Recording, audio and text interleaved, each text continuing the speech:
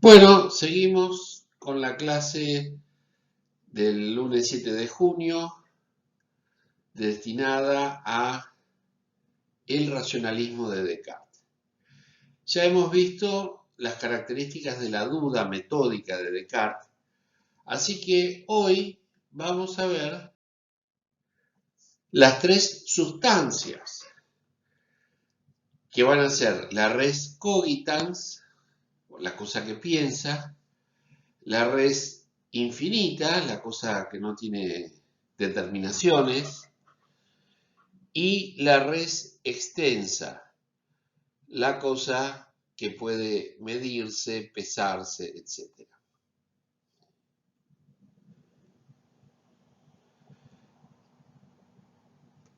Dice Descartes, los edificios que ha emprendido y acabado un solo arquitecto suelen ser más bellos que aquellos otros que varios han tratado de restaurar sirviéndose de antiguos muros construidos para otros fines.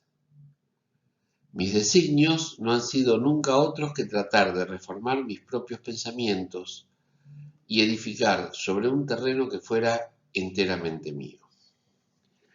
Sobre esta base es que las tres sustancias que él clasifica tienen que ver justamente con el pensamiento y con el cuerpo.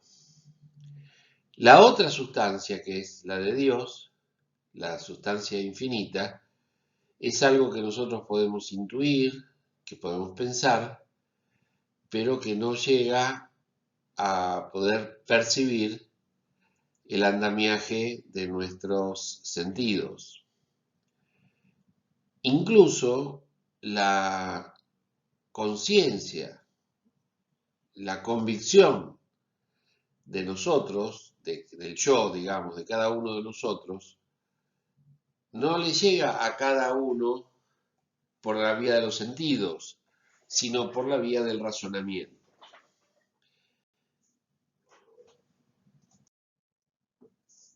El orden de las sustancias, la res cogitans, la res infinita y la res extensa, es deducido por Descartes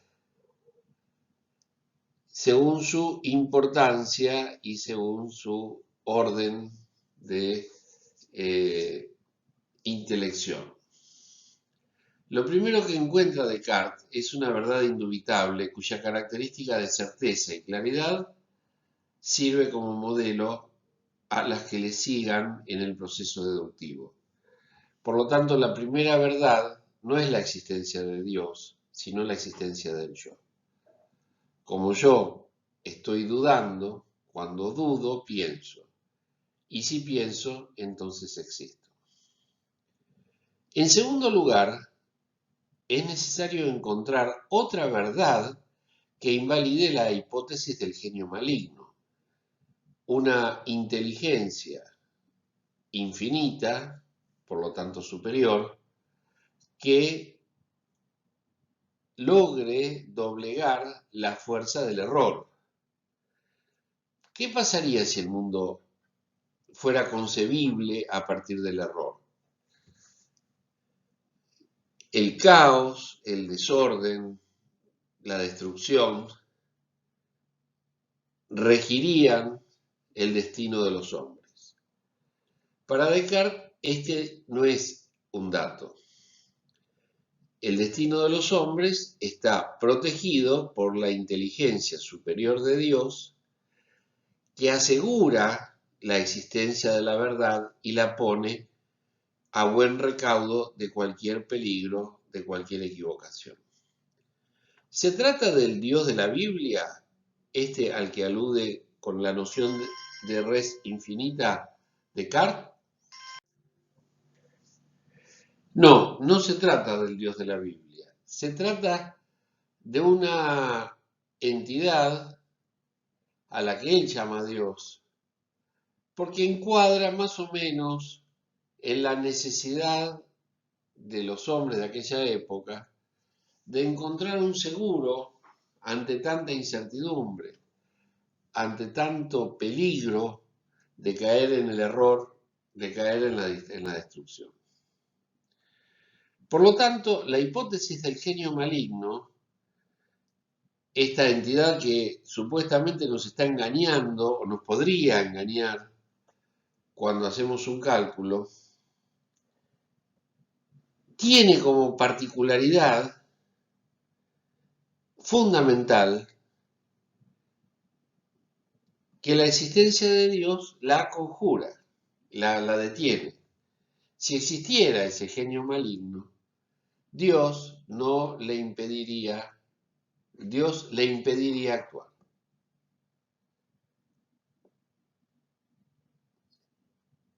De esta manera, la verdad del conocimiento matemático queda garantizada. Y por último, Descartes coloca a la sustancia que él llama res extensa. Con esto, la posibilidad de la física como conocimiento válido se establece luego de deducir la existencia de la tercera sustancia que es el mundo.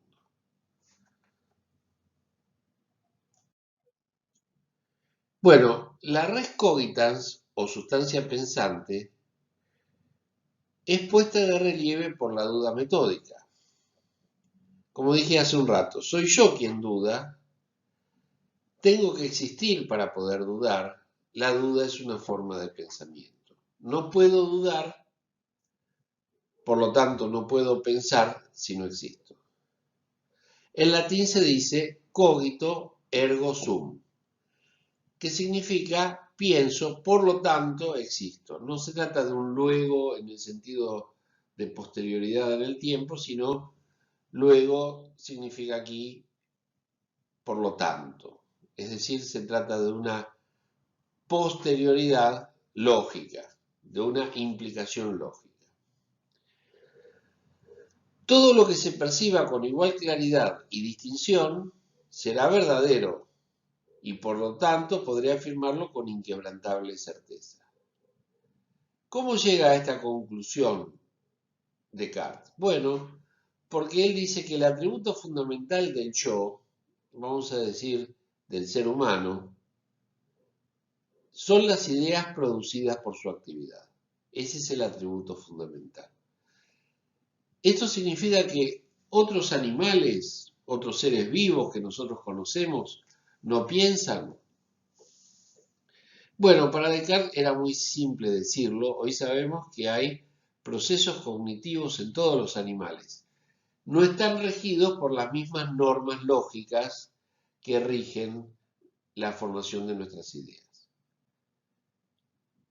Esta es una cita de Descartes. Yo era una sustancia cuya completa naturaleza consiste en pensar y que para existir no tiene necesidad de ningún lugar ni depende de ninguna cosa material. Bueno, como ven, para Descartes, estamos hablando del siglo XVII, no hay un cerebro, plataforma o soporte del pensamiento. El pensamiento no necesita un soporte material, es lo que dice aquí, sino que está impulsado por una energía específica que no tiene nada que ver con la física. Esa energía específica se denomina razón. Ahora bien, en términos contemporáneos, la razón es una facultad, no una energía, y el asentamiento de los procesos cognitivos que rigen las leyes lógicas, el asentamiento es, obviamente, el sistema nervioso central. Descartes propone una clasificación de las ideas en adventicias, facticias e innatas. Vamos a comenzar por las innatas, dado que son las que están en el nacimiento. El pensamiento puede llegar a poseerlas por sí mismo, sin ningún esfuerzo. Es como una dotación de conceptos que ya vienen con nosotros o en todo caso, para decirlo en términos de Descartes, que ya están en la res cogitans independientemente de cualquier aprendizaje o cualquier desarrollo. Por ejemplo, en el pienso luego existe, Descartes se refiere a las ideas innatas que son gérmenes de verdades que están naturalmente en nuestras almas. La res cogitans, entonces, tendría que ver con la configuración de ideas que ya están, que ya vienen con el alma, que son por lo tanto universales, que son por lo tanto intemporales y que son por lo tanto indiscutibles. La forma filosófica de decir que una idea es indiscutible es decir que son necesarias. No porque alguien las necesite, sino porque no pueden ser de otra manera. Después están las ideas facticias, que provienen de la imaginación y que tienen que ver con la capacidad de la res cogitans de inventar mundos.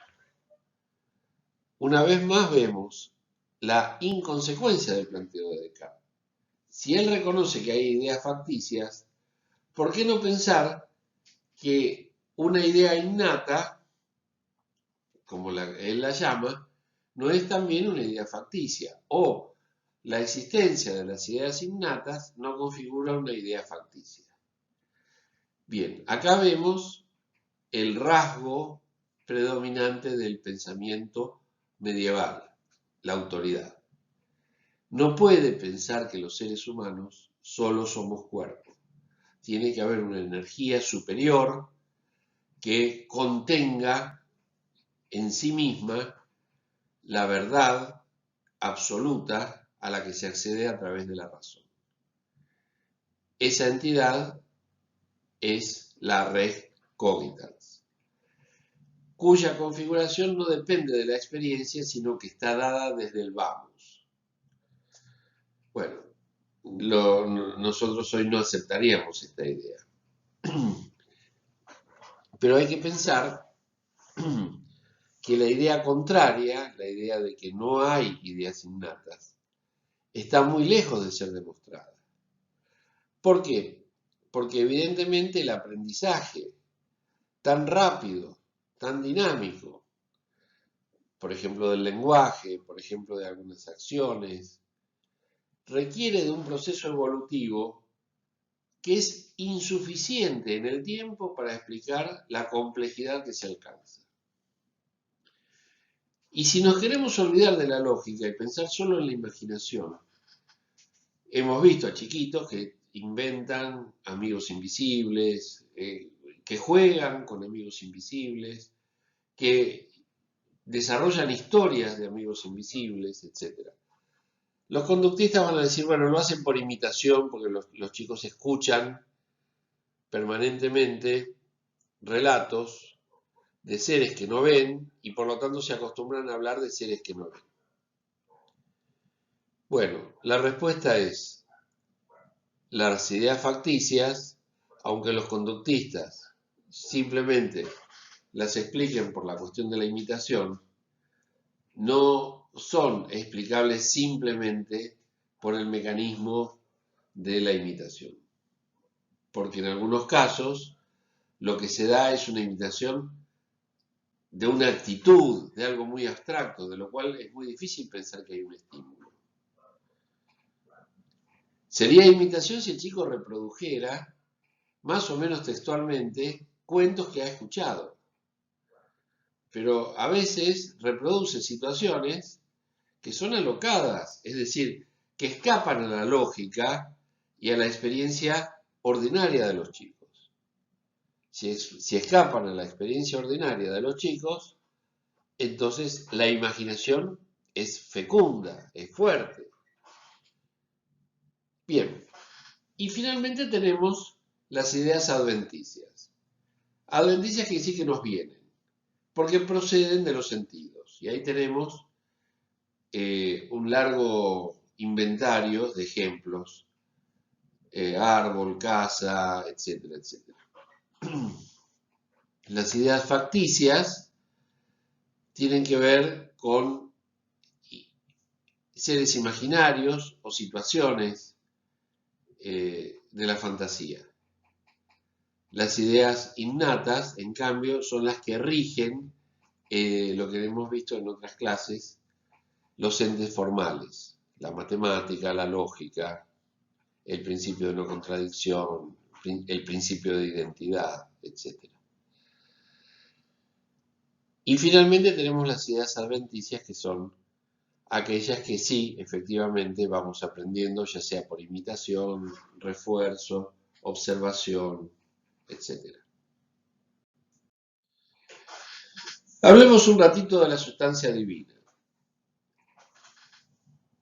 Como dijimos hace un ratito, es muy importante para Descartes demostrar la existencia de Dios, porque de esa forma invalida la hipótesis del genio maligno y garantiza la existencia de la verdad. Podríamos decirlo más simplemente. Sin Dios, la idea de una razón universal, absoluta y que produce conocimientos necesarios es insostenible. El gran problema del hombre contemporáneo, el hombre del siglo XXI, es que por no aceptar la figura de Dios, no me refiero a la religión, me refiero a la ciencia, no encontramos un fundamento último para nuestros conocimientos. Y por lo tanto no tenemos ninguna garantía de lo que producimos como conocimiento. Aun si nos despojáramos de todo interés, de todo egoísmo y de todo error, nunca podríamos saber hasta qué punto ese despojo es completo o parcial. La imagen de Dios, de un Dios bondadoso y preocupado por el conocimiento y preocupado por la verdad, es una idea tranquilizadora que funcionó relativamente hasta mediados del siglo XIX. Desde entonces, los filósofos fueron cada vez menos proclives a aceptar esta idea. Ya vamos a ver al próximo filósofo, que es Kant, que da todo un rodeo para llegar a la convicción de que Dios debe existir. No solo que existe, sino que debe existir. O sea, sin Dios sería muy difícil la existencia humana y la idea de sentido, la idea de razón, etc. Bueno, Descartes, para demostrar la existencia de Dios, se va a basar en tres argumentos. Uno es el nociológico, otro es el cosmológico y otro es el ontológico. Vamos a empezar por el argumento nociológico. Según el argumento nociológico, lo que vamos a ver es que la idea de un ser más perfecto que mi ser se sostiene por la idea, o por, en todo caso por la figura, de que sin un ser perfecto que haya planificado la existencia humana o la existencia universal, nuestra existencia sería imposible. Es imposible proceder de la nada. ¿Por qué es imposible? Porque no hay menor repugnancia en pensar que lo más perfecto sea consecuencia y depende de lo menos perfecto. Se trata de un orden de cosas bastante relativo.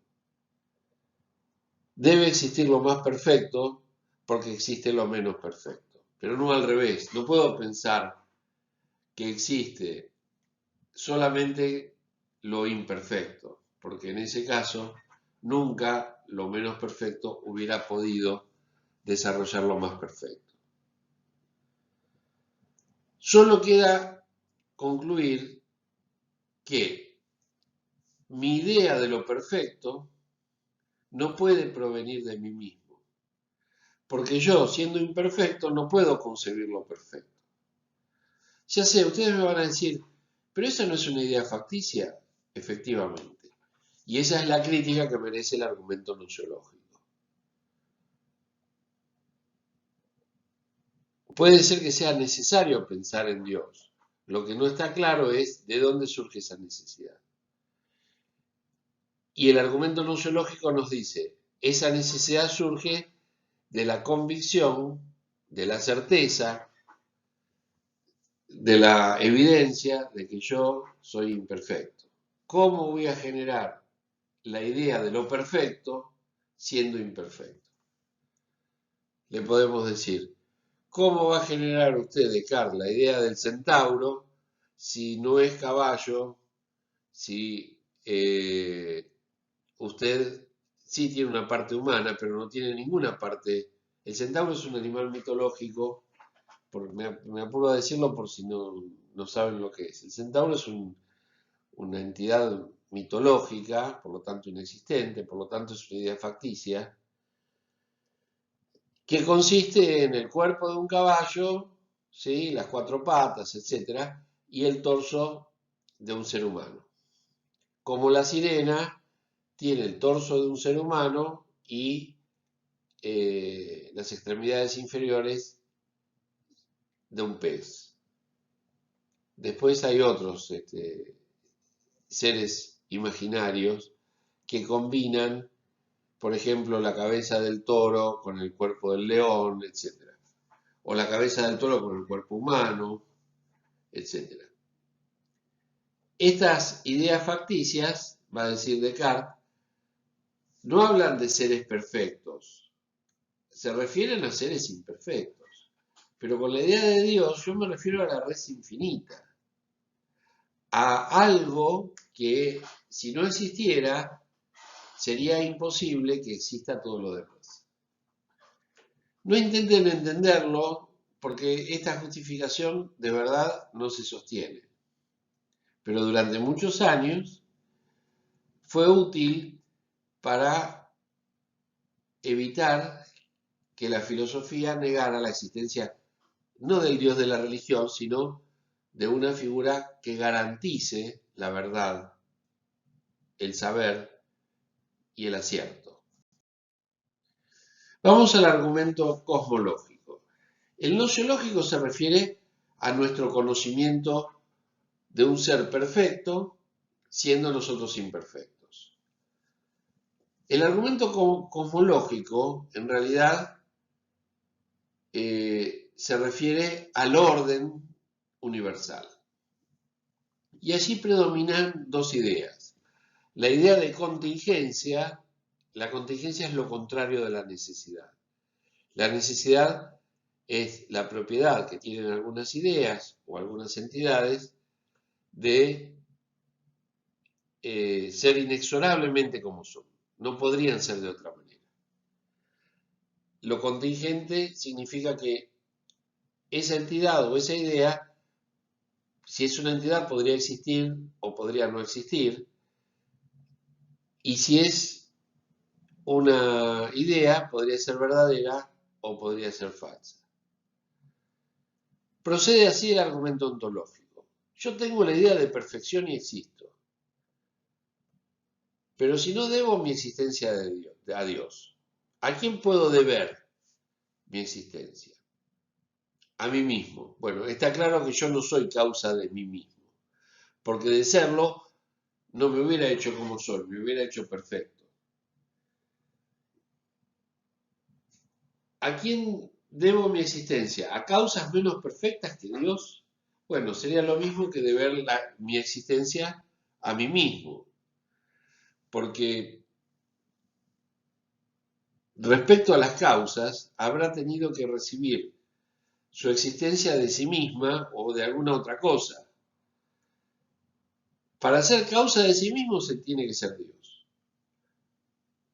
Porque cuando se crea a sí mismo,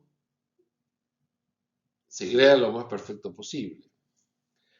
Si no es causa sui, es decir, si no se ha creado a sí mismo, esa causa ha debido recibir su existencia de otra, y esta a su vez de otra. Pero como no podemos remontarnos al infinito en la serie de las causas, tengo que concluir que la última causa, la causa de sí mismo y de todo lo demás, es Dios. Por lo tanto, Dios debe haber existido siempre. No me pregunten cómo era la existencia de Dios antes de la existencia de los seres humanos. Lo que sí puedo decir es que yo no he existido siempre. Y sin embargo, hay testimonios de que antes de mi existencia había cosas y entidades. Bueno, como hay cosas y entidades, entonces tengo que pensar que antes de la existencia del primer ser humano había algo más perfecto que él. Y eso más perfecto era Dios. Este es el argumento cosmológico. Como ven, tampoco se sostiene, porque en realidad nosotros no somos del todo conscientes, por problemas de investigación histórica, pero por faltas de testimonios, no somos del todo conscientes de cómo era la humanidad en sus albores. Recordemos que Descartes es muy anterior a Darwin, y por lo tanto él piensa que el ser humano siempre fue igual, siempre fue como el hombre europeo del siglo XVI, siglo en el que él nació, aunque vivió casi toda su vida en el siglo XVII. ¿Sí? Como ven, se trata de un argumento muy débil, porque nosotros sabemos, dado que somos post-darwinianos, que hubo distintas etapas evolutivas, el Homo sapiens, el Neandertal, etc., y que hay incluso distintas posibilidades de llevar adelante la existencia humana. ¿Quién lo niega esto? Bueno, Descartes no lo sabe. Por lo tanto, piensa en términos de la humanidad siempre vivió igual, Dios creó a la humanidad en el principio de los tiempos humanos, pero antes de eso había una estructura cosmológica, un cosmos, que nosotros no podemos pensar. Y llegamos al argumento ontológico, que si se quiere es el más, bueno, son todos débiles, pero este es el más débil. Dice Descartes, examinado la idea que tengo de un ser perfecto, encuentro que la existencia está en ella comprendida de la misma manera. O aún más evidentemente, que está comprendida en la de un triángulo que sus tres ángulos son iguales a dos rectos. El argumento ontológico dice, es inevitable que exista Dios, porque el ser perfecto es al mismo tiempo el ser que contiene la virtud de la existencia. Si no existiera, no sería perfecto. Así como un triángulo no podría tener, o sea, la suma de los ángulos de un triángulo no podría ser distinta de 180 grados, bueno, no podría haber algo perfecto si al mismo tiempo no existiera. Porque si no existiera, no sería perfecto.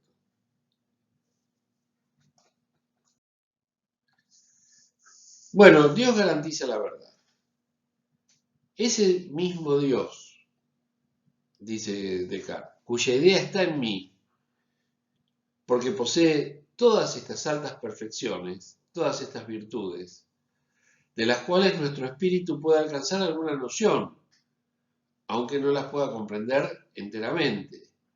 Y no tiene ningún defecto, ni nada que sea señal de imperfección. Bueno, por eso es evidente que no puede ni ser engañador, dado que la luz natural nos enseña que el engaño depende de algún defecto, ni dejar que nos engañemos. A la larga, Dios, que reúne todas las virtudes, está del lado de la verdad y por lo tanto nos preserva del error.